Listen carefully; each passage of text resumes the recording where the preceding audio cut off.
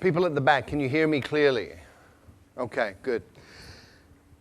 Have you ever held a question in mind for so long that it becomes part of how you think? Maybe even part of who you are as a person? Well, I've had a question in my mind for many, many years, and that is, how can you speed up learning? Now, this is an interesting question because if you speed up learning, you can spend less time at school. And if you learn really fast, you probably wouldn't have to go to school at all. Now, when I was young, school was sort of okay, but I found quite often that school got in the way of learning. So I had this question in mind, how do you learn faster? And this began when I was very, very young. When I was 11 years old, I wrote a letter to researchers in the Soviet Union asking about hypnopedia. This is sleep learning, where you get a tape recorder, you put it beside your bed, and it turns on in the middle of the night when you're sleeping, and you're supposed to be learning from this. Good idea. Unfortunately, it doesn't work. But hypnopedia did open the doors to research in other areas, and we've had incredible discoveries about learning that began with that first question. I went on from there to become passionate about psychology, and I have been involved in psychology in many different ways for the rest of my life up until this point. In 1981, I took myself to China, and I decided that I was going to be native level in Chinese inside 2 years. Now, you need to understand that in 1981, everybody thought Chinese was really, really difficult and that a Westerner could study for 10 years or more and never really get very good at it. And I also went in with a different idea, which was taking all of the conclusions from psychological research up to that point and applying them to the learning process. What was really cool was that in 6 months I was fluent in Mandarin Chinese, and it took a little bit longer to get up to native. But I looked around and I saw all of these people from different countries struggling terribly with Chinese. I saw Chinese people struggling terribly to learn English and other languages. And so my question got refined down to, how can you help a normal adult learn a new language quickly, easily, and effectively? Now, this is a really, really important question in today's world.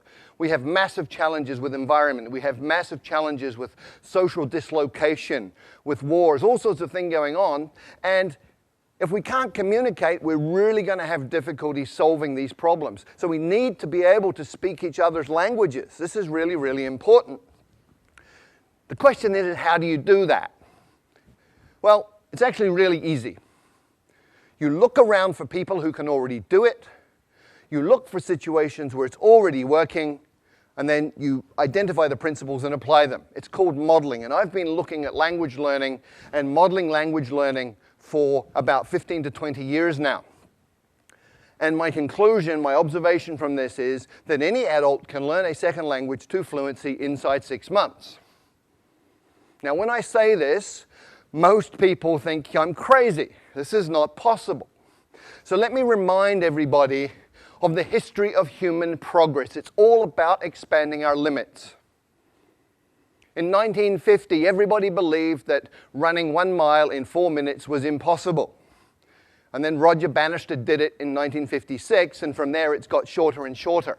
100 years ago, everybody believed that heavy stuff doesn't fly, except it does, and we all know this. How does heavy stuff fly? We reorganize the material using principles that we have learned from observing nature, birds in this case. And today, we've gone even further. So you can fly a car. You can buy one of these for a couple of $100,000 US. We now have cars in the world that fly. And there's a different way to fly, which we learned from squirrels. So all you need to do is copy what a flying squirrel does, build a suit called a wingsuit, and off you go. You can fly like a squirrel. Now, most people, a lot of people, I wouldn't say everybody, but a lot of people think they can't draw. However, there are some key principles, 5 principles that you can apply to learning to draw, and you can actually learn to draw in 5 days. So if you draw like this, You learn these principles for 5 days and apply them, and after 5 days you can draw something like this. Now I know this is true because that was my first drawing, and after 5 days of applying these principles, that was what I was able to do. And I looked at this and I went, wow! So that's how I look like when I'm concentrating so intensely that my brain is exploding. So, anybody can learn to draw in 5 days. And in the same way, with the same logic, anybody can learn a second language in 6 months. How? There are 5 principles and 7 actions. There may be a few more, but these are absolutely core. And before I get into those, I just want to talk about 2 myths. I want to dispel 2 myths. The first is that you need talent. Let me tell you about Zoe. Zoe came from Australia, went to Holland, was trying to learn Dutch, struggling extremely a great deal, and finally, people were saying you're completely useless, you're not talented, give up, you're a waste of time, and she was very, very depressed. And then she came across these 5 principles, she moved to Brazil, and she applied them, and in 6 months she was fluent in Portuguese. So talent doesn't matter. People also think that immersion in a new country is the way to learn a language, but look around Hong Kong. Look at all the Westerners who've been here for 10 years who don't speak a word of Chinese. Look at all the Chinese living in America, Britain, Australia, Canada, who've been there 10, 20 years, and they don't speak any English. Immersion per se does not work. Why? Because a drowning man cannot learn to swim. When you don't speak a language, you're like a baby, and if you drop yourself into a context which is all adults talking about stuff over your head, you won't learn. So, what are the 5 principles that you need to pay attention to? First, there are 4 words. Attention, meaning, relevance, and memory. And these interconnect in very, very important ways, especially when you're talking about learning. Come with me on a journey through a forest. You go on a walk through a forest and you see something like this. Little marks on a tree. Maybe you pay attention, maybe you don't. You go another 50 meters and you see this. You should be paying attention. Another 50 meters, if you haven't been paying attention, you see this. And at this point, you're paying attention. And you've just learned that this is important, it's relevant, because it means this, and anything that is related, any information related to your survival is stuff that you're going to pay attention to, and therefore you're going to remember it. If it's related to your own personal goals, then you're going to pay attention to it. It's relevant, you're going to remember it. So the first rule, first principle for learning a language is focus on language content that is relevant to you, which brings us to tools. We master tools by using tools, and we learn tools the fastest when they're relevant to us. So let me share a story. A keyboard is a tool. Typing Chinese a certain way, there are methods for this, that's a tool. I had a colleague many years ago who went to night school Tuesday night, Thursday night, 2 hours each time, practicing at home. She spent 9 months, and she did not learn to type Chinese. And one night we had a crisis. We had 48 hours to deliver a training manual in Chinese. And she got the job. And I can guarantee you, in 48 hours, she learned to type Chinese because it was relevant, it was meaningful, it was important. She was using a tool to create value. So the second principle for learning a language is to use your language as a tool to communicate right from day one, as a kid does. When I first arrived in China, didn't speak a word of Chinese, and on my second week I got to take a train ride overnight. I spent 8 hours sitting in the dining car talking to one of the guards on the train. He took an interest in me for some reason, and we just chatted all night in Chinese, and he was drawing pictures and making movements with his hands and facial expressions, and piece by piece by piece, I understood more and more. But what was really cool was 2 weeks later, when people were talking Chinese around me, I was understanding some of this, and I hadn't even made any effort to learn that. What had happened, I'd absorbed it that night on the train, which brings us to the third principle. When you first understand the message, then you will acquire the language unconsciously. And this is really, really well documented now. It's something called comprehensible input. There's 20 or 30 years of research on this. Stephen Krashen, a leader in the field, has published all sorts of these different studies. And this is just from one of them. The purple bars show the scores on different tests for language. The green and the purple people were people who had learned by grammar and formal study. The green ones are the ones who learn by comprehensible input. So comprehension works. Comprehension is key. And language learning is not about accumulating lots of knowledge.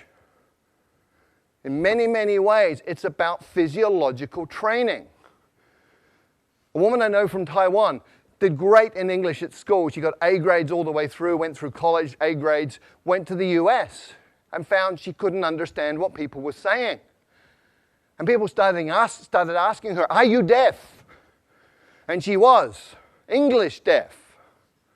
Because we have filters in our brain that filter in the sounds that we are familiar with, and they filter out the sounds of languages that we're not. And if you can't hear it, you won't understand it. If you can't understand it, you're not going to learn it. So you actually have to be able to hear these sounds. And there are ways to do that, but it's physiological training. Speaking takes muscle. You've got 43 muscles in your face.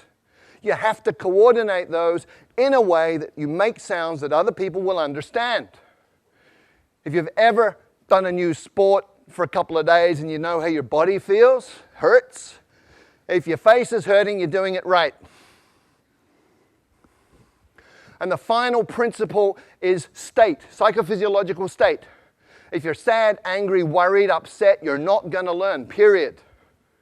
If you're happy, relaxed, in an alpha brain state, curious, you're going to learn really quickly. And very specifically, you need to be tolerant of ambiguity. If you're one of those people who needs to understand 100% every word you're hearing, you will go nuts because you'll be incredibly upset all the time because you're not perfect. If you're comfortable with getting some, not getting some, just paying attention to what you do understand, you're going to be fine, you'll be relaxed, and you'll be learning quickly. So based on those 5 principles, what are the 7 actions that you take? Number 1, listen a lot. I call it brain soaking. You put yourself in a context where you're hearing tons and tons and tons of the language, and it doesn't matter if you understand it or not. You're listening to the rhythms, you're listening to patterns that repeat, you're listening to things that stand out. So just soak your brain in this. The second action is you get the meaning first, even before you get the words. And you go, well, how do I do that? I don't know the words. Well, you understand what these different postures mean. Human communication is body language in many, many ways. So much body language. From body language, you can understand a lot of communication. Therefore, you're understanding, you're acquiring through comprehensible input. And you can also use patterns that you already know. If you're a Chinese speaker of Mandarin and Cantonese and you go to Vietnam, you will understand 60% of what they say to you in daily conversation because Vietnamese is about 30% Mandarin, 30% Cantonese. The third action, start mixing. You probably have never thought of this, but if you've got 10 verbs, 10 nouns, and 10 adjectives, you can say 1,000 different things. Right? Language is a creative process. What do babies do? Okay, me, ba, now. Okay, that's how they communicate. So start mixing, get creative, have fun with it. It doesn't have to be perfect, just has to work. And when you're doing this, you focus on the core. What does that mean? Well, with every language, there's high-frequency content. In English, 1,000 words covers 85% of anything you're ever going to say in daily communication. 3,000 words gives you 98% of anything you're going to say in daily conversation. You've got 3,000 words, you're speaking the language. The rest is icing on the cake. And when you're just beginning with a new language, start with your toolbox. Week number 1. In your new language, you say things like, how do you say that? I don't understand. Repeat that, please. What does that mean? All in your target language. You're using it as a tool, making it useful to you. It's relevant to learn other things about the language. By week 2, you should be saying things like me, this, you, that, give, hot, simple pronouns, simple nouns, simple verbs, simple adjectives, communicating like a baby. And by the 3rd or 4th week, you're getting into what I call glue words. Although, but, therefore, these are logical transformers that tie bits of a language together, allowing you to make more complex meaning. At that point, you're talking. And when you're doing that, you should get yourself a language parent.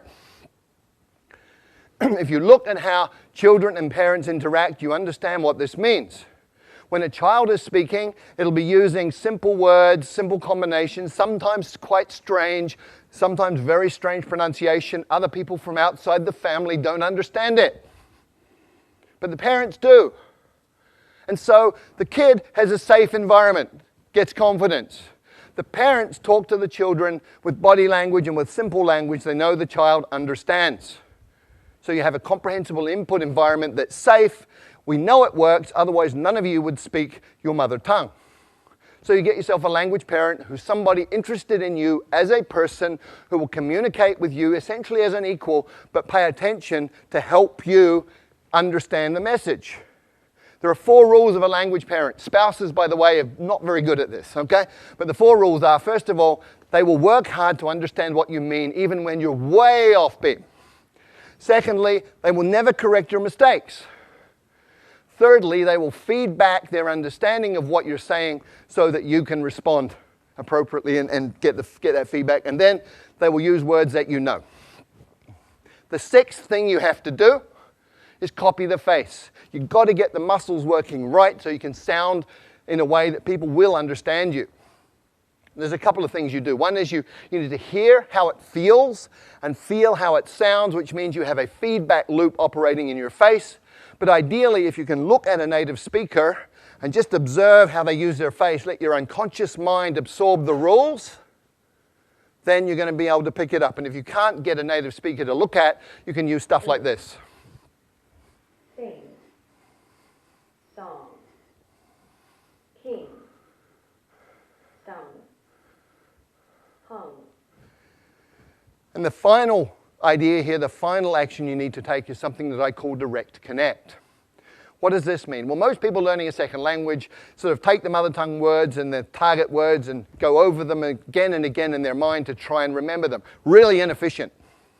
What you need to do is realize that everything you know is an image inside your mind, it's feelings. If you talk about fire, you can smell the smoke, you can hear the crackling, you can see the flames. So what you do is you go into that imagery and all of that memory and you come out with another pathway. So I call it same box, different path. You come out that pathway and you build it over time. You become more and more skilled and just connecting the new sounds to those images that you already have and to that internal representation. And over time, you even become naturally good at that process that becomes unconscious. So there are 5 principles that you need to work with, 7 actions. If you do any of them, you're going to improve. And remember, these are things under your control as the learner. Do them all. You're going to be fluent in a second language in 6 months. Thank you.